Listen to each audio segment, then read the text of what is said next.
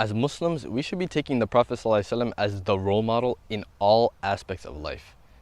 But most guys don't.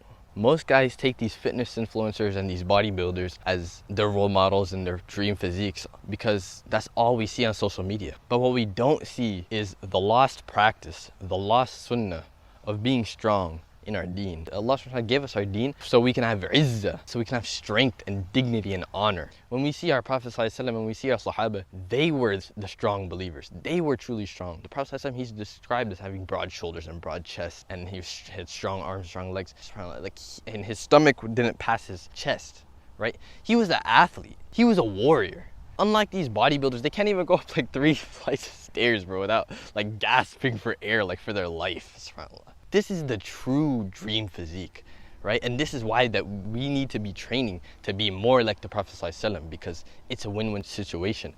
Not only do we get the true dream physique of him ﷺ, but also getting closer to be more like him gets us closer to the highest levels of Jannah. But what is the actual difference between the two training styles? You know, training to be more like the Prophet ﷺ versus training just to be like a gym bro, like with big muscles and stuff like that. Well, I'm gonna be going over my own program, my own prophetic build program that I personally do. And if you want me to make one personally for you, then you can click on the link in the description right now. Now, I just want to give a quick disclaimer. You know, this is my program for like my levels and also my short-term goals, right? So copying and pasting it might not like work for you because you might not be at my level and you might not also have my same short-term goals, even though we have all the same higher goal of like being like the prophetic build, right? My short-term goals can be different from you because of your situation and my situation. So you want to take from my program whatever you can, whatever like is applicable to you, and then for the others just adjust for like your level and your experience. Now, as for my routine, so my routine, I train every other day, so around 3 to 4 times a week, so like 3.5 times a week, right? And for my split, I have almost like an A day and a B day, right? So it's not like full body or upper lower push-pull legs, but it's rather A day and a B day. It's just split between the exercises, right? So I have 3 exercises on A day, 3 exercises on B day, and they're different, right? And the first exercise on my A day is weighted pull-ups. So I'll do weighted pull-ups for 2 sets of 8 to 12 reps. So I'll stay between the 8 to 12 rep range. I like to warm up like a little bit before with like just a couple bodyweight pull-ups, maybe like 3 to 5 like bodyweight pull-ups, just like literally warm up. And I might do like 1 set with like less weight. Let's say if I'm doing 25, I might warm up with like 15 or 20 pounds, right? And then I'll go to the working set. I make sure that I always hit between 8 and 12 reps with the weighted pull-ups. All right, if I hit below 8, then that means I should lower the weight and I'm going too high. And if I hit 12 reps on my first working set, then I know next workout, so the next A day, I'll go up in weight, up by around like 2.5 pounds. The goal and the focus of the weighted pull-ups is just to be getting your pull-up numbers and reps up, or like the weight in my situation at least. Getting the weight up in your weighted pull-ups. I found personally, like whether it's pull-ups or weighted pull-ups, and I just keep on going up and up and up slowly, week by week, I just see like the massive difference, right? I see the massive difference in my strength and even in like my physique. So between the 2 sets, I'll do 5-minute rests. You know, I'll keep it very long so I can rest properly between the sets. 5-minute rest, and actually I'll read Quran. Actually, this is a quick like bonus gem. I'll do Quran in that 5-minute rest because that is like an ample amount of time for you to read like a certain amount.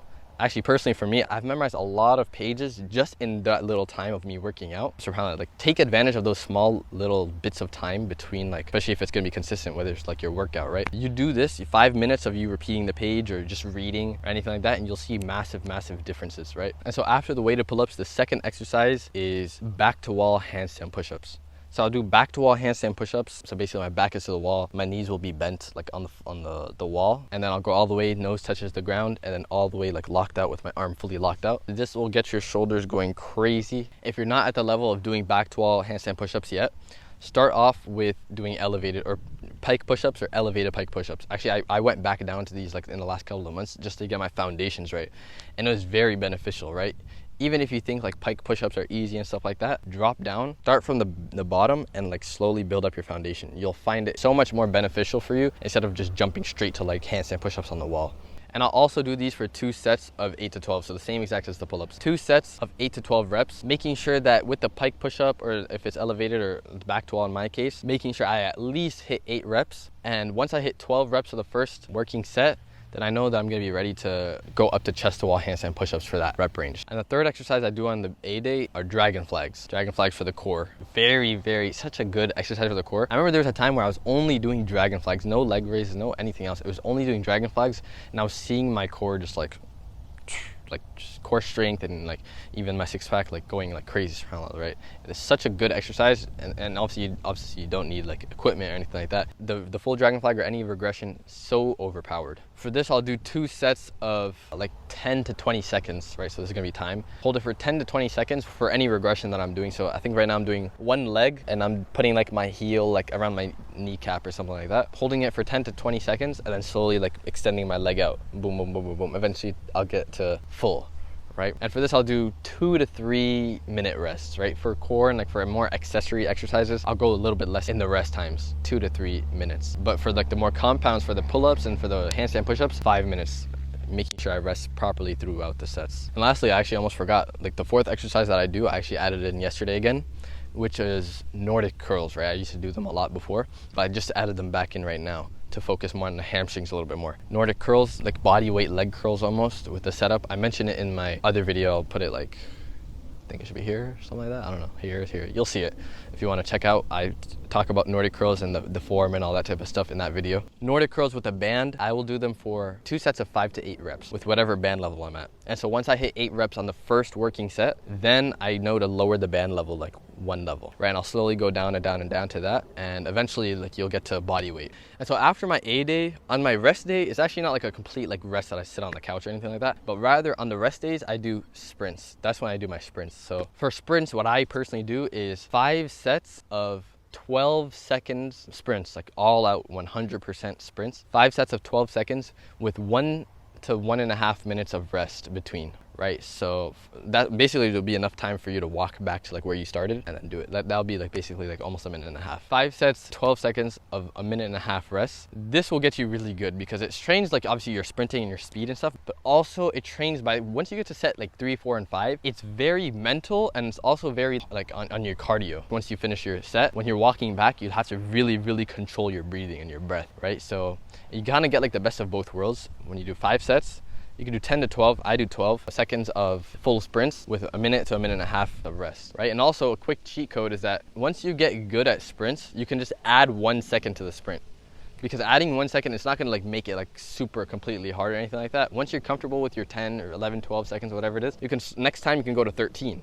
Right, and that's kind of like a way of progressive overload. And on other rest days, so basically an alternate rest day, so I'll have A day, rest day, B day, rest day, right? Between these 2 rest days, I'm starting to alternate now between sprints and also rucking. Rucking being weighted walking for distance. So I'll have like a backpack, and I have like some bricks like in the back of my house, so I'll put them in my backpack and I'll just go on a walk for like a mile, 2 miles, or whatever it may be, like half an hour, 45 minutes. I'm not gonna lie, rucking feels like very good. I ain't gonna lie. It feels just manly. I ain't gonna lie. You just like putting a big backpack on your thing and just like carrying it for like time. Very good. You know, I would highly recommend rucking. You can pick either sprints or rucking, but I would incorporate both of them. So like alternate between them, whether it's like 1 week you do only sprints, 1 week you only do rucking, or you just alternate other days, or any other method that you like. But personally, I alternate every other rest day. And so that's the A day, that's the rest day. As for the B day, my first exercise is weighted dips. So weighted dips, I'll go 2 sets of 8 to 12. Also same thing as the pull-ups, same thing as the handstand push-ups. 2 sets of 8 to 12. Make sure I go all the way to parallel, or try to get like right under parallel with my elbow. And same thing, resting 5 minutes between sets. Do Quran obviously between the rests. And also making sure for weighted dips, actually, personally for me, I